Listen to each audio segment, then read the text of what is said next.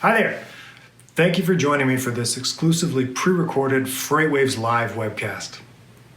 We all have a lot of pressures on our time right now, and I'm thrilled that you've chosen to spend a few of your precious lockdown moments here with me at a safe social distance. I'm Dan Connor, General Partner at Ascend Venture Capital, and I'm here to shine a light on our data-driven world and where it is driving you. By now, we've all identified the trend. Data is beginning to drive all of our decisions. We've seen it in our insurance monitoring, in the foray of digital brokering, in hours of service regulations, even in recruiting. It's an invisible current that is just starting to move the world around you. And maybe that feeling of losing control over your path makes you uncomfortable. Maybe it worries you. I'd like to change that perception today.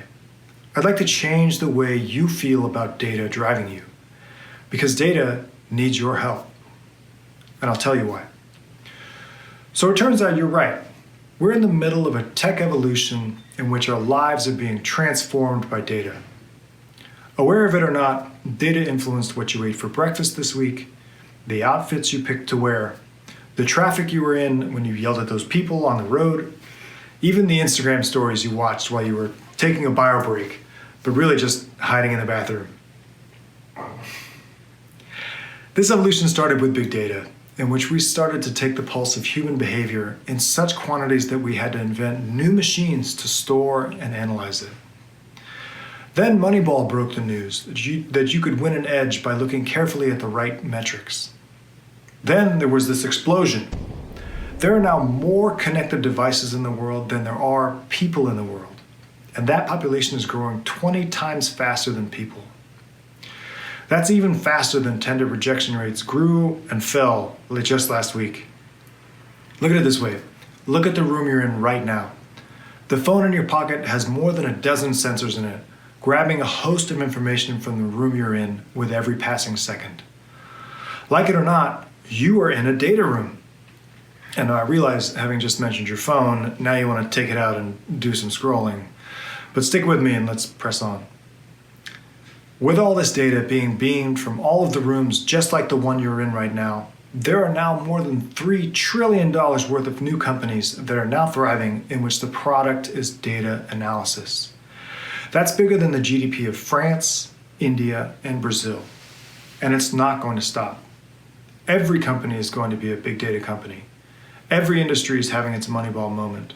And every room is now a data room. Why? Because now, unlike any other time before in history, we have the ability to select an optimal path. Data threads in real time can be stitched into endless sheets, ready to be patchworked into our world. With all this capability at the ready, leaving decisions to experience now seems like guesswork or foolishness. And you have a responsibility here to make sure that these are the right decisions. We all have a part to play to raise data up to meet the challenges ahead. Let me give you a quick example. Do you remember a time about 15 years ago when they used to make announcements on planes that the plane you just landed on was on autopilot? Do you remember that? I was just starting to fly, and I remember how it used to freak people out. They actually had to stop saying it. Fast forward to today. If you have a flight coming up despite this COVID-19 situation, good luck. Imagine that the airline gives you a call. Hi there, I'm calling from Real Cheap Air, the industry's least most bankrupt airline. I'm calling to let you know that the plane we've selected for your flight is going to be a 737 MAX. But don't worry, to save you and us some money, we're not going to do anything complicated like update the software or patch in real-time data.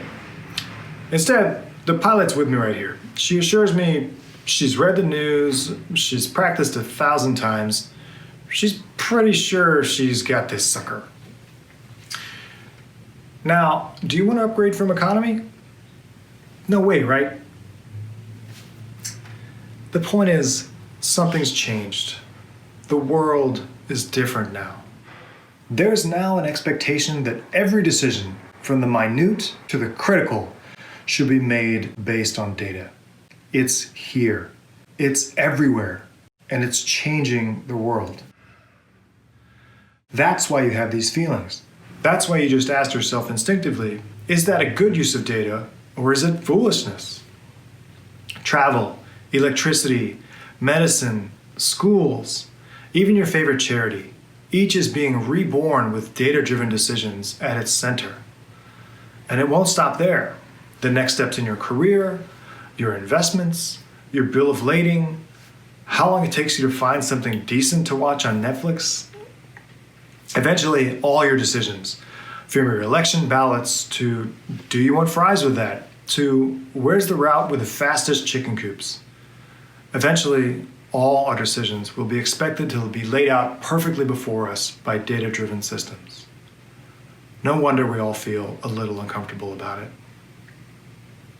Okay, now I'm going to attempt to change that perception, to change the way you feel about data driving you. And to do that, first we need to get to know data just a little bit better.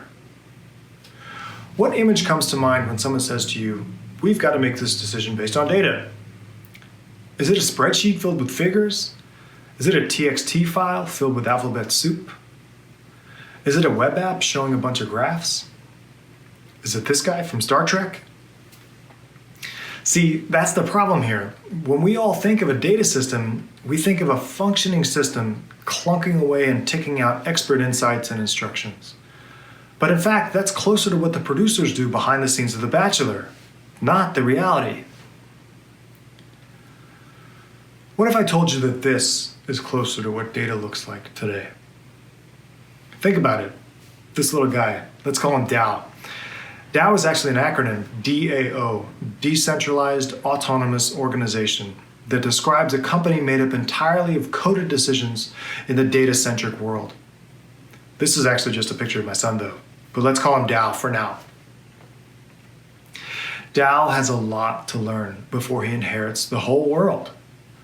He needs to learn what's fair. He needs to learn how to play nice with the people in the world around him. He needs to learn right from wrong. And while he learns all this, he needs to be kept safe, he needs security, he needs privacy, he needs to be given teeny tiny measures of responsibility at a time while he's ready for them, not the keys to the Starship Enterprise until he's ready. Isn't that closer to what data systems look like today? We're just starting to scratch the surface of what a DAO-centric world looks like, and DAO isn't ready for the whole world yet. There are major milestones ahead. For instance, DAO can recognize some faces, but it doesn't have a clue if that face is going to buy that loaf of bread or steal it. Right now, Amazon Go stores can tell how long you picked up a bag of tortilla chips and looked at it before you put it right back down. And you know the next time you're online, targeted ads are going to show you all of the tortilla chips available. They'll even show you ads for jobs making bags of tortilla chips. But a recent study found that online job ads consistently showed women lower paying jobs than they showed men. In other latitudes, policemen are using the same tech tools to lock people in cages based on their religious practices and beliefs. Clearly, DAO has a lot to learn about bias. Think about how you learned about it growing up. From time to time, we even need to teach DAO intentional bias so he can learn right from wrong. Because one day, DAO is going to be that policeman.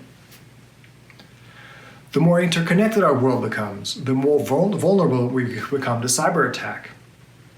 And I can't believe I have to say this, but we need to keep DAO safe from the Russians. Let me tell you a story. A few weeks ago, I got in a car accident with my son in the car. Everyone was fine, thankfully, even the Russians. It turned out to be a fender bender, but it was paralyzing to think that my son could have been injured. Keeping DAO safe while he learns how the world works is that important. We need to be thinking about keeping our data as safe as we keep our children, because one day, DAO is going to be driving that car. Moreover, with our appetite for new data, everything that can be tracked will be tracked. And make no mistake, that includes what you're thinking. Right now, brains are being cracked and tracked in real time. In some classrooms in China, teachers are outfitting their students with specialized caps that can track how well the student is paying attention in real time. so they can know when to wake up the sleepy kid. Parents can even log in to see how well their kid is doing. Now, I don't know about you, but I would have gotten sent to the principal's office even more. The point is, though, we can't just leave Dow any which place. Put Dow in a new arena, and he's going to do what he knows how to do.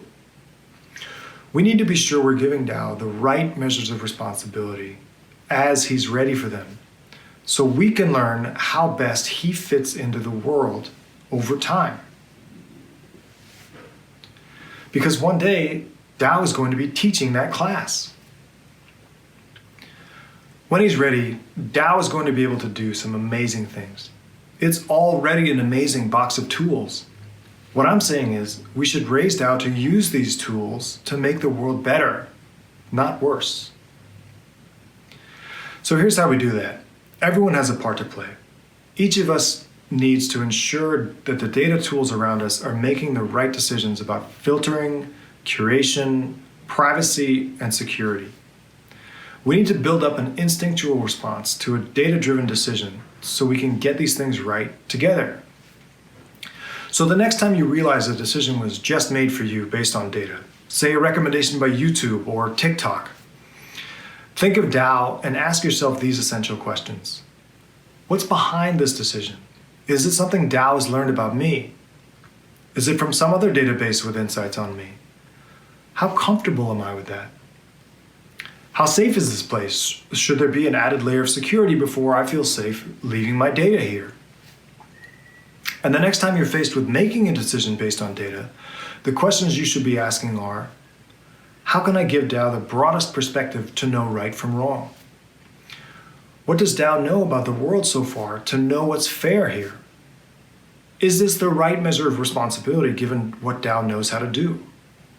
These are just a few of the essential questions we should be asking ourselves to help us guide our data systems into the right future state. Okay, switching gears. Here are a few questions I've been asked in advance of this talk. First, what do you think the effects of COVID-19 will be on the VC industry? Look, in the short term, deal making is going to slow down, that's for sure. And funding is going to be channeled toward portfolio companies. In the medium term, though, however, new markets are being minted. Think about it in terms of an aspen tree habitat. Aspen trees are the largest living plant on the planet, and one single organism can comprise an entire forest of trees.